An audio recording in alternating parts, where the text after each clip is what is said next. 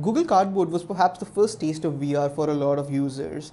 It was, well, basically just a piece of cardboard, the barrier to entry was very low, and it worked with practically any phone. Now, you might call it the successor to Cardboard or perhaps the natural progression from it, but the Google Daydream View is a much more refined and a more premium experience compared to the Google Cardboard. The premise is similar, you use your phone, but this time around it has to be Daydream certified, and at the moment it's only the Pixel and the Pixel S XL as well as the Moto Z which are certified. While the Galaxy S8 does have the hardware for Daydream support, it's not really supporting the software at the moment. It's going to get an update later this year.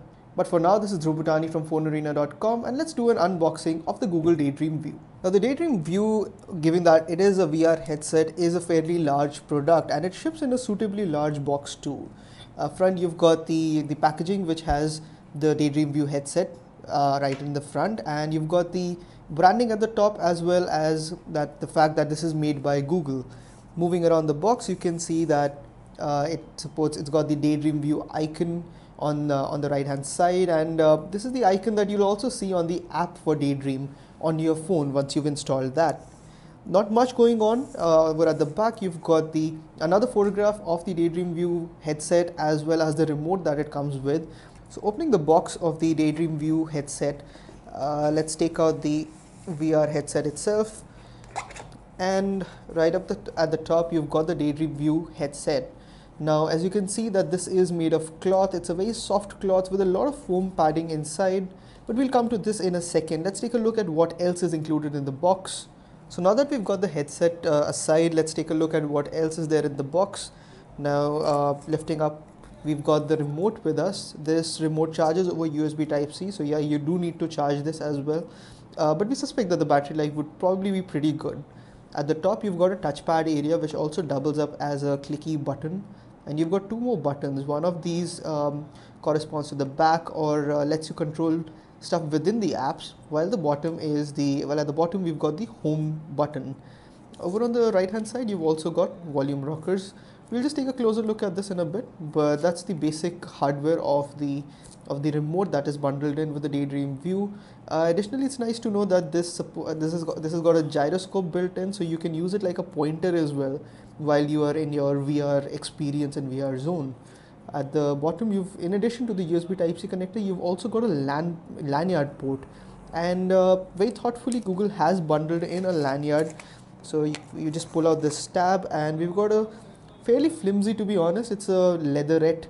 It's made of leatherette material, and it's a basic lanyard that you can probably tie around your wrist, so that if you're playing a game which involves a lot of swinging around, you probably will not end up throwing your remote across the room and hitting someone with it.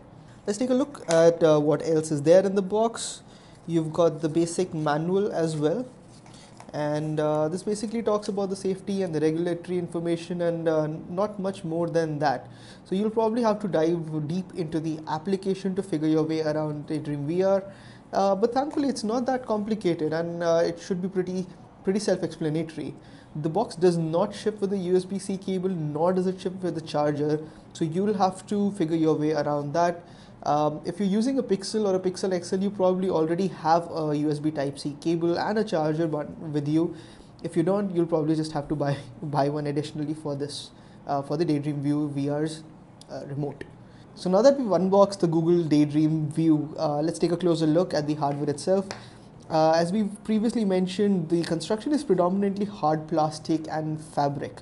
Now, this is quite a departure from something like the Gear VR or the Oculus and the PSVR 2, which are completely made of plastic. And using fabric, it imparts a really organic feel to it. And beyond the hand feel of it, it just feels really nice when you wear it on your head. And that's where it's going to be spending most of its time, to be honest. It also makes the device pretty lightweight. So let's take a look at how you set it up. You open up the front lid, and this is made of hard plastic. There's an elastic band with a leatherette strap on top, and there's a notch on top of the headset itself that you can use to close the front lid. Okay, so let's open that. As you'd probably already know, there's two lenses at the front and two at the back which act as the eyepiece. Let's take off the blue protective film. And there you go. So now you've got the clear lenses. So pairing your phone with the Google Daydream VR headset is very simple.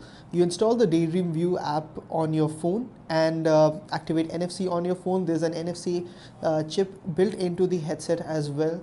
As soon as you place your phone here, it will act as an NFC trigger and activate the Daydream View app. And it automatically goes into VR mode. And it's as simple as that. So now the first time when you wear your headset, Google will also ask you to calibrate your controller. You can also calibrate this anytime you're in the app. So pressing down, holding it forward and pressing down on the home key will center your view, so that in case you change your orientation and you want to get your home screen contents right in front of you again, it's actually very simple. There's a whole host of applications that have found their way to the Daydream App Store. It's not quite all the VR apps that are available on Google Play, but quite a few of them have been optimized for the Google Daydream View.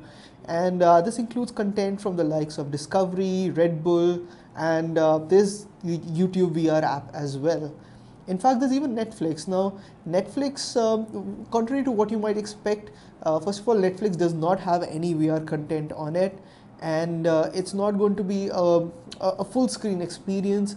It's as if you're sitting in a comfortable room with a fireplace beside you and you're watching Netflix content on about 100-inch screen. And when you're in YouTube, you can even expand or reduce the screen size. So there's a lot of things going on around here, and on a per app basis, you'll have to play around with the settings and see how that works out for you. Google's also said that there's a lot more apps coming up for Google Daydream. There's a couple of games as well. And I mean, if you get tired of the quintessential roller coaster experience on your VR headset, there's quite a few more games out there to look out for.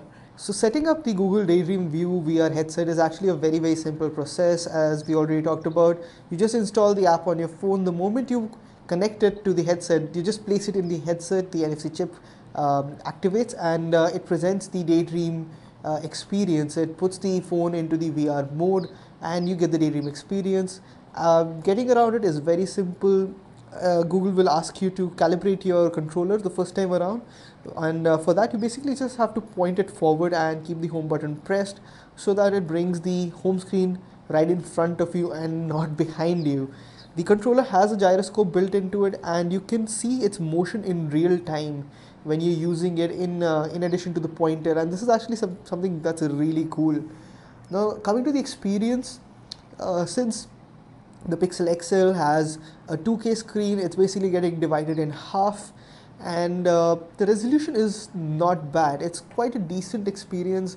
Think of it like a 720p or a little, well, more than that video playing around you. This is admittedly going to be less than optimal on the Pixel, on the regular Pixel, and you're probably going to see a lot more grainy content and blocky content. And coming to the apps, now we talked about how Google has curated an app store specifically for the Daydream experience. You've got Discovery VR, you've got MLB.com, you've got a couple of video apps from Red Bull, from Jaguar, Land Rover. In addition to that, you've got the Google Play Movies and TVs app. You've got YouTube VR, which has a specific section that deals only with VR videos. And there's also Google Photos. Now, you might wonder what you're going to do with Google Photos in a VR headset. But what it does is that it's going to bring together all the panoramas and the photospheres that you've shot, and you can navigate that entire experience in 360 in a VR in a virtual world, so to speak. And I've played around with a couple of photospheres previously, and especially on the Pixel XL, it's quite an experience. It's a really simple and experience, and the end results are fantastic. And looking at them through a VR headset really puts things into perspective. So compared to the Google Cardboard, Daydream VR, Daydream View is really the culmination of what Google has been working on. So compared to the Google Cardboard, Daydream View is really the culmination of what Google has been working on.